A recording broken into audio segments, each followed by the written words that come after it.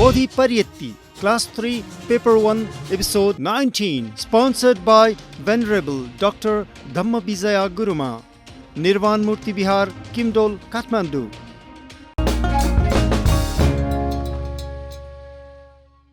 Namo tassa bhagavato arahato samma sambuddhassa.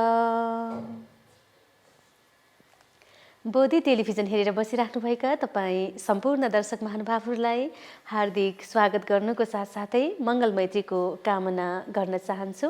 तपाईँ जहाँ जस्तो अवस्थामा रहे पनि सकुशलै हुनुहुन्छ, आरामै हुनुहुन्छ र यदि नभए पनि तपाईहरूको मङ्गल शुभ होस् भन्ने पनि शुभ अपेक्षाका साथ आजको कक्षा अब हामी सुरु गर्दैछौँ।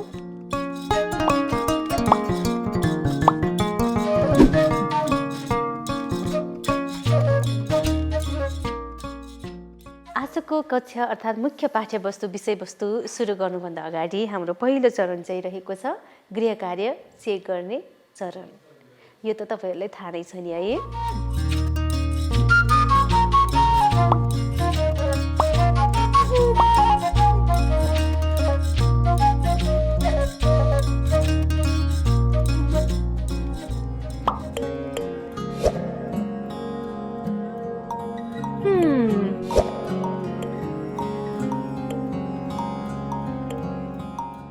गत कक्षा मैले तपाईहरुलाई चतुब्रह्म विहार हैन, चतुब्रह्म विहारमा पनि उपेक्षाको लास्ट क्लास पढाएको थिएँ।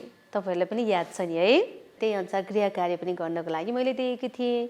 सायद तपाईहरुले गरेर ल्याउनु भएर टिभी स्क्रिन अगाडि आफ्नो एन्सर सिटहरु चेक गर्नको लागि चाहिँ तयारी भइराख्नु भएको होला सायद। र कति जनाले त मेल गरेर पठाउनु भएको छ। त्यसमा पनि हामीलाई खुसी लाग्छ है।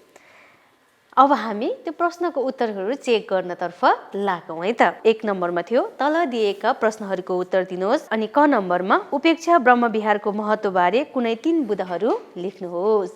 यसमा के लेख्नु भएको छ?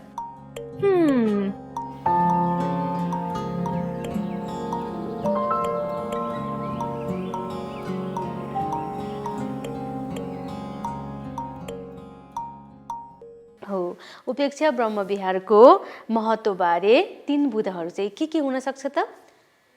मानसिक सन्तुलन हुने, अनि त्यसपछि अष्टलोक धर्महरूबाट विचलित नहुने र जस्तो सुकै दुःख आइपर्दाखेरि पनि धैर्य राख्न सक्ने शक्ति वृद्धि हुने जस्ता यस्ता 3 वटा विशेष महत्वहरू चाहिँ केले गर्दा प्राप्त हुन्छ त भन्दा उपेक्षा ब्रह्म विहारले। यसरी लेख्नु भएको छ भने तपाईहरुको एन्सर मिल्यो है त। र अनि ख नम्बरमा कर्म नै सबै सत्वहरूको आफ्नो सम्पत्ति हो किन? के लेख्नु भएको छ?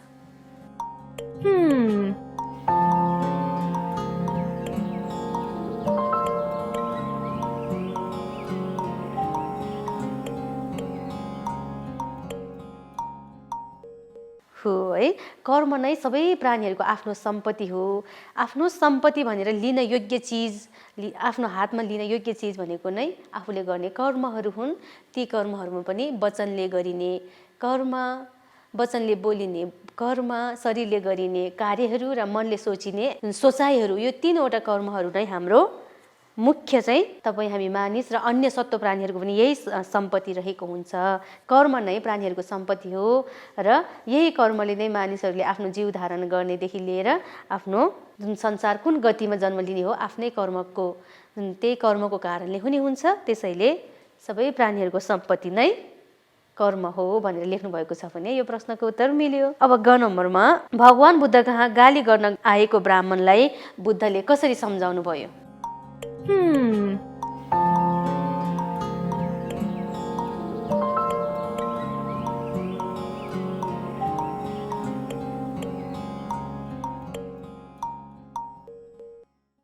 के भनेर सम्झाउनु भएको थियो त? हो, तपाईको घरमा पाहुना आउँछ कि आउँदैन हैन?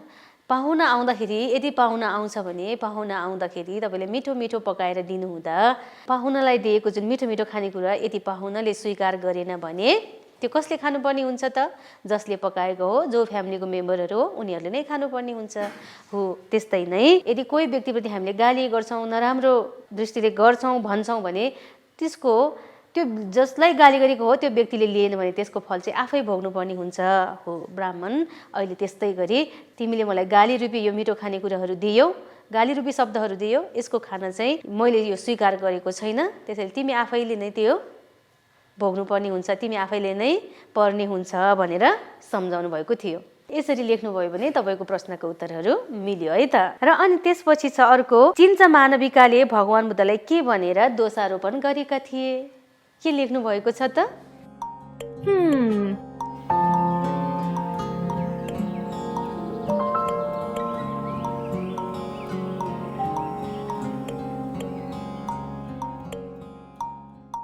हो, चिन्चा मानविकाले भगवान बुद्धलाई यो मेरो पेटमा भएको बच्चा तपाईँको हो, जुन चाहिँ म अहिले यसरी म गर्भवती भइराखेको छु, यो चाहिँ तपाईँको कारणले हो भनेर चाहिँ नाना थरी हुँदै नभएको दोषारोपण चिन्चा मानविकाले भगवान बुद्धलाई गरेका थिए। अनि यसरी तपाईँले यसको एन्सर लेख्नुभएको छ भने तपाईँको प्रश्नको उत्तर मिल्यो है। र अब अर्को नम्बरमा जाउँ, चिन्चा मानविकाले लगाएको दोषारोपणको पोल कसरी खोल्यो? यो पनि त हामीले पढिसकेका छौँ। तपाईँले के लेख्नु भएको छ त यसको एन्सर?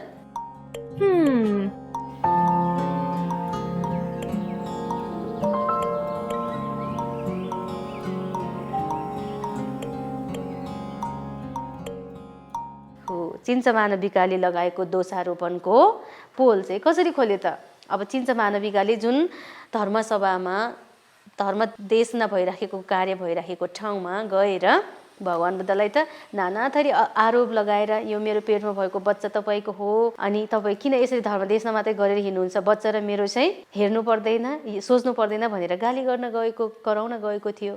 अनि त्यही टाइममा समयमा भगवान बुद्धले यो बारे कि त तिमी जान्दछौ कि त म जान्दछु भनेर भन्नु भइसकेपछि त्यति शब्दले नै त्यो चिन्चा मानविकाको जुन एक्टिङ थियो, एउटा जुन कृत्रिम गर्भवती भएर जुन कागज अथवा त्यसमा चाहिँ काठको टुक्राहरू राखेर चाहिँ जुन त्यसरी नाटक गरेर आएको थियो, त्यो सबै चाहिँ पोल खोलेको हुन्छ। भनेको मतलब त्यो कपडा चाहिँ बिस्तारै खुल्दै गएर त्यो भित्र भएको पोको पारेर लिएको जुन काठको टुक्रा टुक्रीहरू चाहिँ सबै झरेको हुन्छ र अनि त्यही नै पोल खोलेको हुन्छ। त्यसैले तपाईँहरूले यसरी लेख्नु भएको छ भने चाहिँ यो प्रश्नको उत्तर मिल्यो है त। र अर्को नम्बरमा छ उपेक्षा ब्रह्म विहार भावना विधिबारे लेख्नुहोस्। उपेक्षा ब्रह्म विहार, उपेक्षा ब्रह्म विहार भावना विधि कसरी बसिन्छ त? के लेख्नु भएको छ?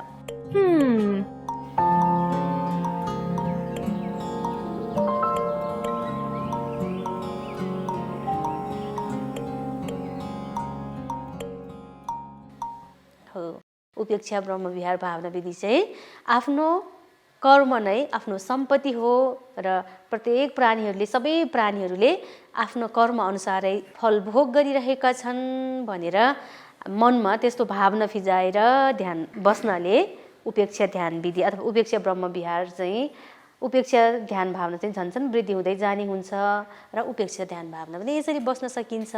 यसरी लेख्नुभयो भने तपाईँको प्रश्नको उत्तरहरू मिल्यो है त। यो प्रश्नको उत्तरहरू गर्नुहोस्, अभ्यास गर्ने बानी बसाल्नुहोस् है त। भन्दै अब चाहिँ हामी आजको मुख्य विषयवस्तु आजको कक्षातर्फ लाग्छौँ। हुन्छ?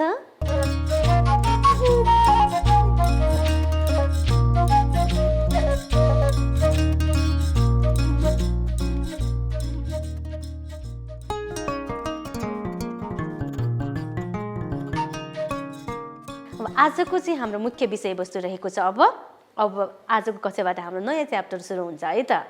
अस्ति अघिल्ला कक्षाहरूमा हाम्रो के थियो त? चतुर्ब्रह्म विहार थियो, त्यसमा पनि मैत्री, करुणा, मुदिता, उपेक्षा त्यसको बारेमा पढिराखेका थियौँ, होइन र? हो है। अब आजको कक्षादेखि चाहिँ हामी कुन विषयमा जान्छौँ त भन्दा चतुरार्य सत्य अर्थात् चतुरार्य सत्य अथवा चतुरार्य सत्य, चतुरार्य सत्यको बारेमा हामी पढ्छौँ आजको क्लासमा है त। चतुरार्य सत्य तपाईँले यहाँ पनि हेर्न सक्नुहुनेछ। चतुरार्य सत्य अब के हो त चतुरार्य सत्य भनेको? तपाईँलाई थाहा छ होला, यो 2 क्लासमा पनि अलिअलि चाहिँ छ है, तपाईँले पढ्नुपर्छ नि। अब हामी आजको कक्षामा यही विषयमा मात्रै केन्द्रित भएर पढ्छौँ है त। अब हामी आजको विषयवस्तु जान्छौँ। चतुरार्य सत्य भन्ने बित्तिकै अब हेर्नुहोस् है, चतु भनेको के हो त? 4 है। चतु भनेको 4। अब चतु भन्ने बित्तिकै 4 भयो है, बुझ्नुभएको छ है। अनि त्यसपछि आर्य भन्ने बित्तिकै चाहिँ उत्तम पवित्र सत्य, उत्तम पवित्र सत्य है आर्यको मिनिङ। आर्य भन्ने बित्तिकै उत्तम पवित्र सत्य अर्थात् जहिले पनि सही भइरहने, अर्थात् जहिले पनि त्यो सही नै भइरहने सत्यको मिनिङ है। यसरी आर्य भनेको चाहिँ उत्तम पवित्र सत्य। अब के उत्तम के पवित्र के सत्य भन्न खोजेको होला त यसमा? आर्य भनेको है उत्तम पवित्र भनेको मनको पवित्रता, मनको शुद्धता भनेको हैन। अब त्यही हो उत्तम पवित्र भनेको एकदमै मनको शुद्ध, मनको सफा र एकदम भित्रैदेखि के निर्मूल भएको त भन्दा लोभ, रिस, अहङ्कार, घमण्डी छ नि मनमा, फोहोरहरू छैन र हाम्रो? तपाईँको मनमा छ कि छैन यस्तो फोहोरहरू? छैन र? छ नि। यस्तो फोहोर भएको कारणले गर्दा हामीलाई दुःख दिँदैन र? कहिले चाहिँ कस्तो समस्याहरू पर्ने, आज अहिले अर्को एउटा समस्या भइरहेको हुन्छ भने बेलुका अर्कै समस्या हुने, बेलुका अर्को समस्या भइरहेछ भने भोलि अर्कै मानसिक तनावहरू हुन्छ कि हुँदैन? त्यो तनावहरू के को कारणले हुन्छ थाहा छ? हामी यो आर्य नभएको कारणले भएको हो नि त। यो आर्य अर्थात् हाम्रो मन उत्तम पवित्र राम्रो मन नभएको कारणले त्यो भएको हो। त्यसैले आर्यको मिनिङ के त भन्दा उत्तम पवित्र सत्य, जुन चाहिँ जहिले पनि सही भइरहने भन्ने अर्थमा हो। अब मन शुद्ध भयो भने हामीलाई शान्ति हुन्छ कि अशान्ति हुन्छ त? शान्ति हुन्छ नि, आनन्द हुन्छ नि हैन। हो अब यस्तो कुराहरू सत्य चिज होइन त?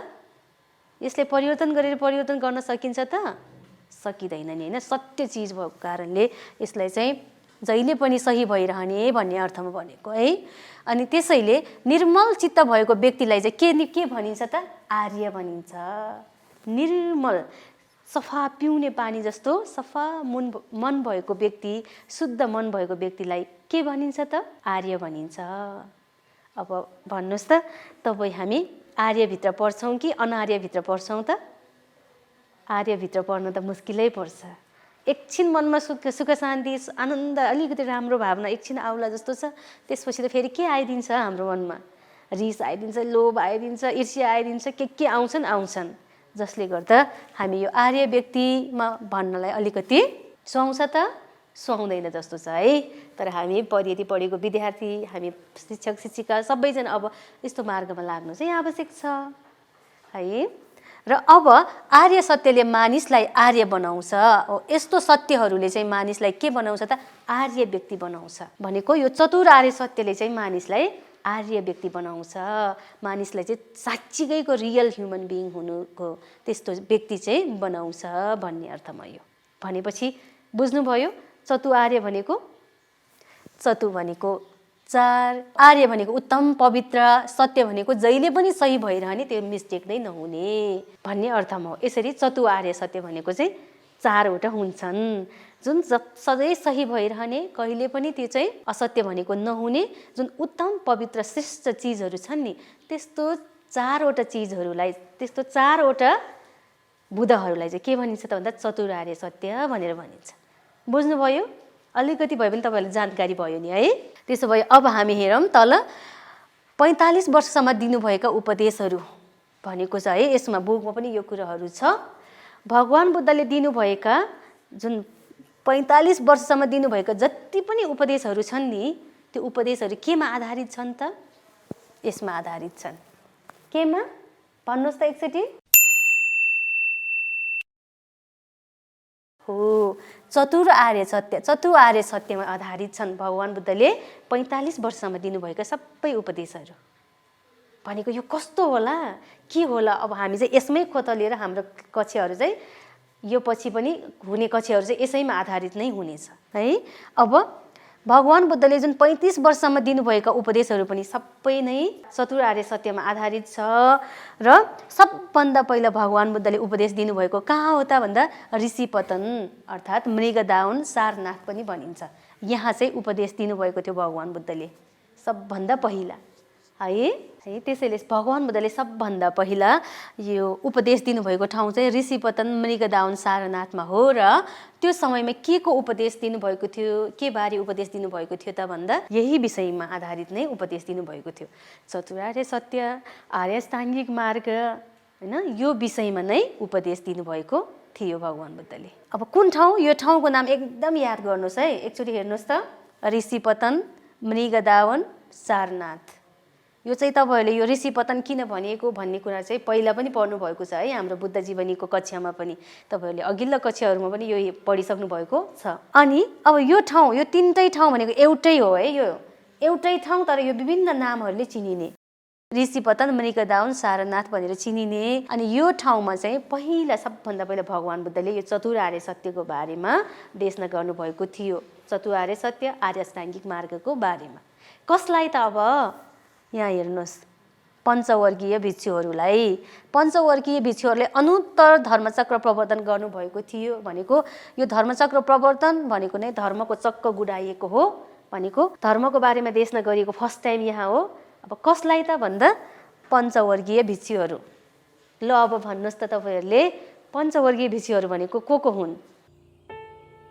हो, कौण्डन्य, वब्ब, भद्दिय, महानाम, असज्जी।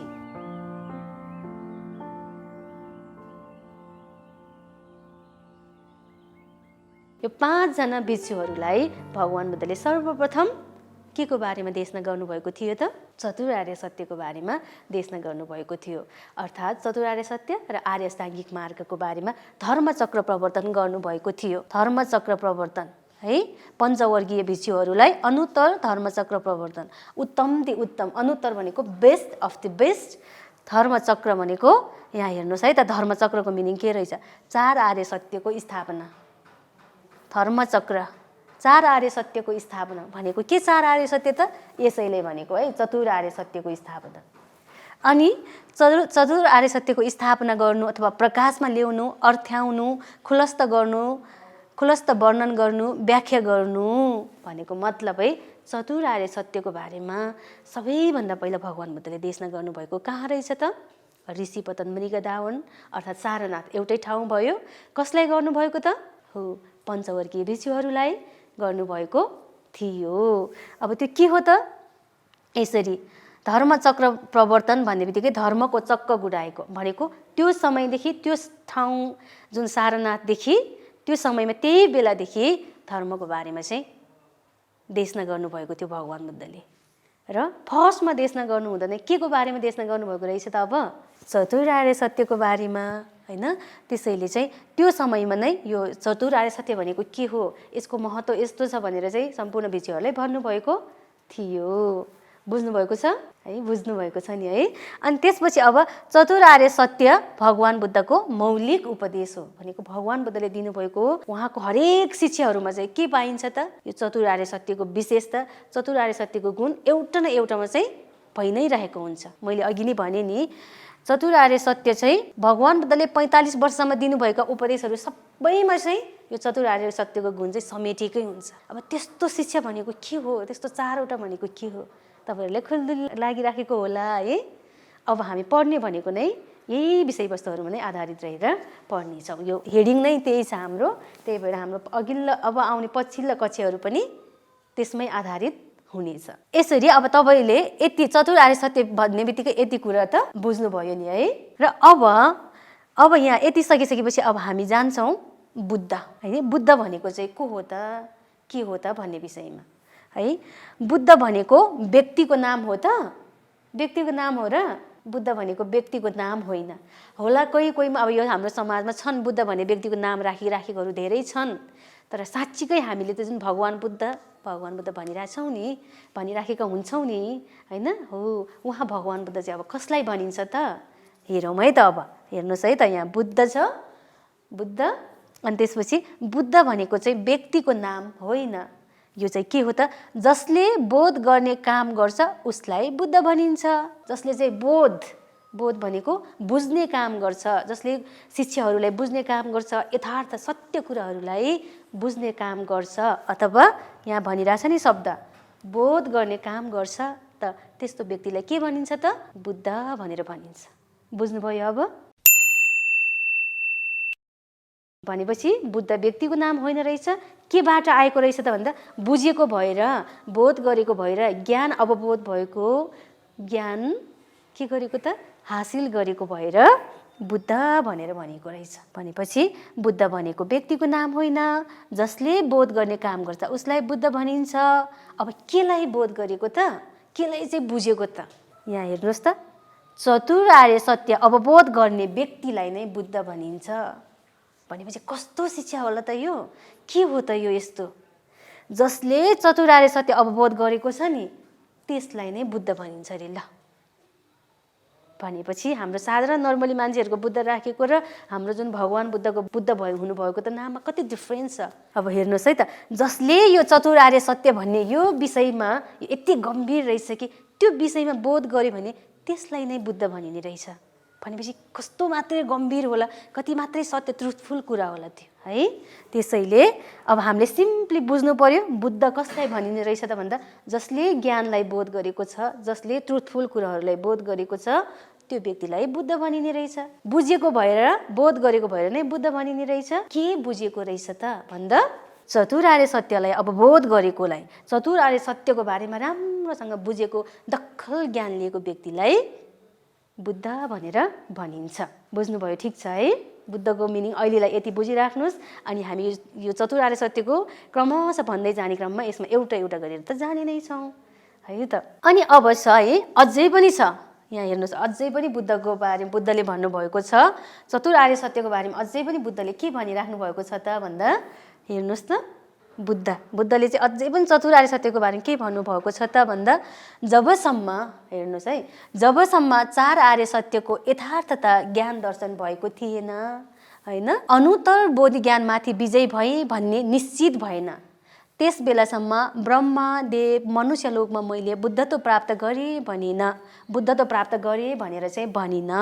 तर जब मलाई यी चार आर्य सत्यको स्पष्ट रूपमा यथार्थ ज्ञान दर्शन भयो त्यस बेला मैले अनुत्तर बोधि ज्ञान प्राप्त गरेँ भन्ने मलाई निश्चित भयो। भनेको मतलब यो वचन कसको हो त? अकर्डिङ टु द बुद्धको भनाइ हो। भनेको मतलब बुद्धले के भन्नुभएको त भन्दा यसको सार संक्षेप के हो त भन्दा जबसम्म मलाई चार आर्य सत्यको बारेमा बोध भएको थिएन नि तबसम्म मैले यो देवलोकमा पनि, मनुष्यलोकमा पनि, देवलोक ब्रह्मलोक कहीँ कतै पनि म बुद्ध भएँ, मैले ज्ञान प्राप्त गरिसकेँ भनेर भनिन। तर अब के त, जब मलाई चार आर्य सत्यको बारेमा बोध भयो, चार आर्य सत्यको बारेमा चाहिँ मैले ज्ञान हासिल गरिलिएँ, ज्ञान बोध भयो, त्यस बेलादेखि मात्रै मैले चाहिँ बुद्ध भनेर भनेको हो, बुद्ध भएँ म भनेर निश्चित गरेर भनेको हो। तर जबसम्म मलाई चार आर्य सत्यको कुनै पनि ज्ञान थिएन, अनभिज्ञ थिए त त्यो समयमा मैले कहिले पनि बुद्ध भनिन भनेर भगवान् बुद्धले भन्नुभएको यो ग्रन्थ, यो चाहिँ हाम्रो त्रिपिटकमा नै उल्लेख रहेको छ। र अब अहिले हामीले परियति पढ्ने हो भने त यही परियतिको 3 कक्षाको बुक जुन चतुर आर्य सत्य भन्ने विषयमा उल्लेख गरिराखेकै छ। तपाईँहरूले यो बुद्ध वचनलाई चाहिँ याद पनि गर्नुपर्ने हुन्छ। अब यो चाहिँ हाम्रो पुस्तकमा हेर्ने भने 3 क्लासको बुकमा हेर्ने भने यो 3 क्लासको बुकमा चाहिँ 34 नम्बरमा चाहिँ यो वाक्यहरू उल्लेख गरिराखेको छ। तपाईँहरूले बुक पनि पढेर हेर्न सक्नुहुनेछ।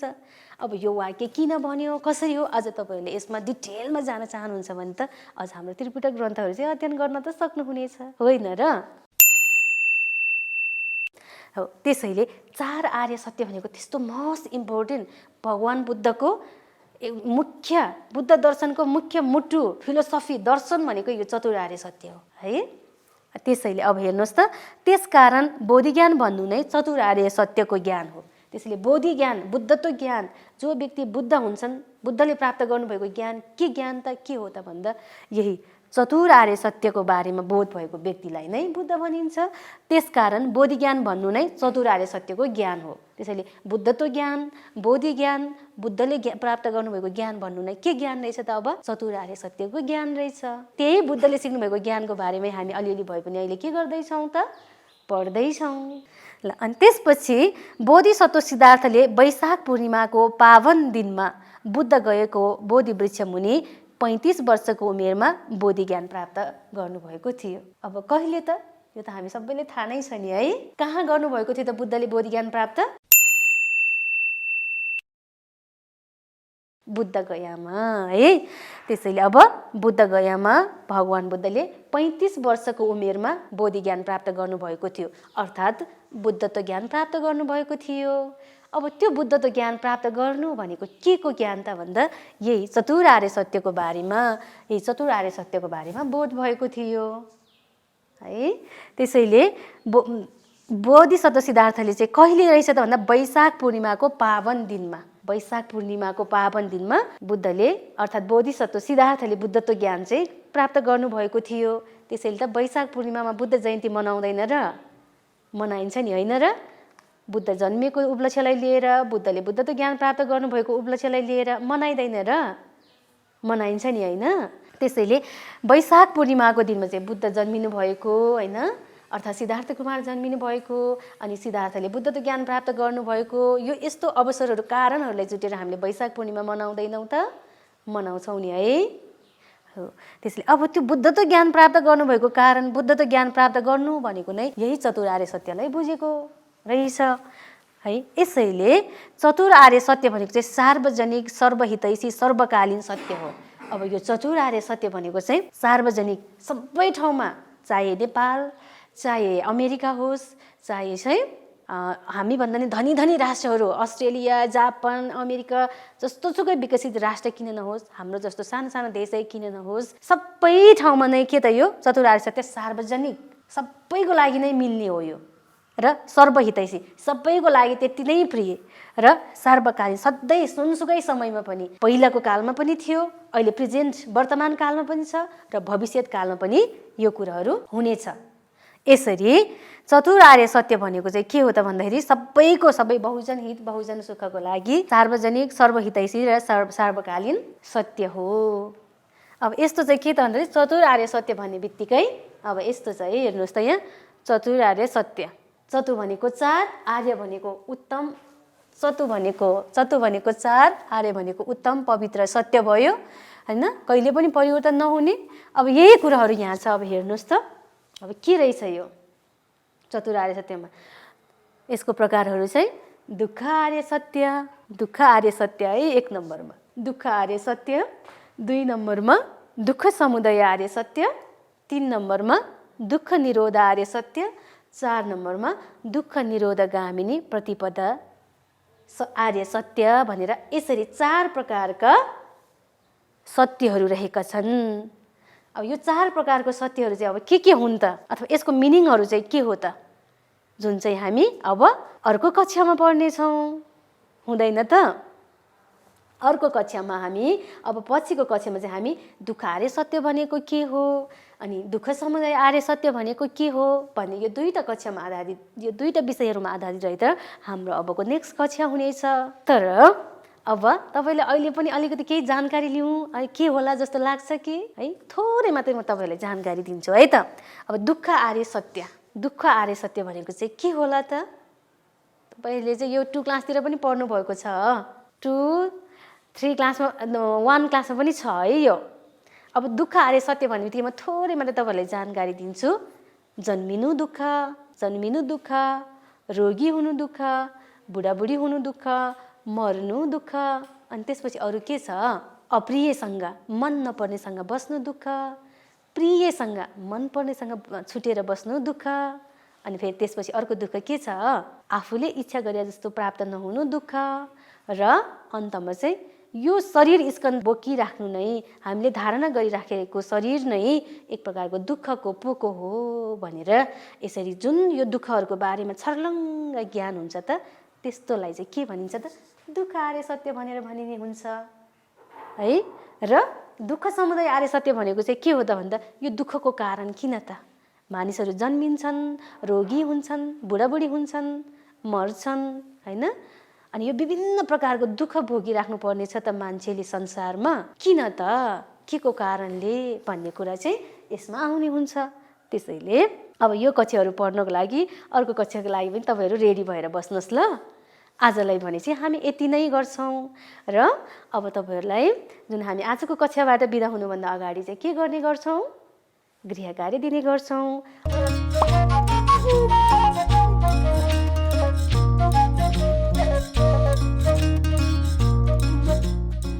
आजको गृह कार्य चाहिँ तपाईँहरूलाई टिभी स्क्रिनमा पनि जुन अहिले हेरिराख्नु भएको छ।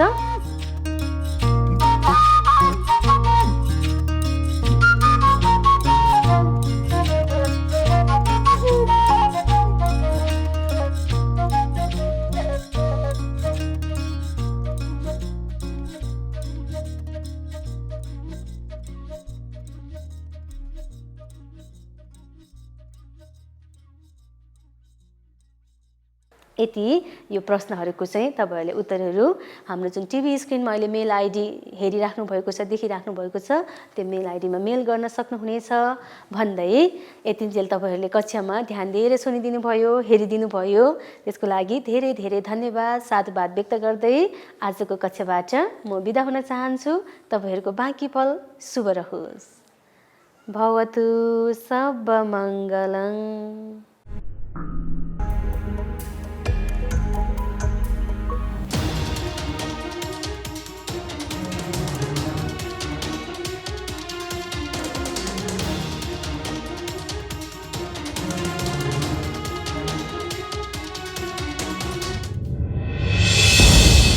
Bodhi Pariyatti, Class 3, Paper 1, Episode 19, sponsored by Venerable Dr. Dhamma Vijaya Guruma, Nirvan Murti Bihar, Kimdol, Kathmandu.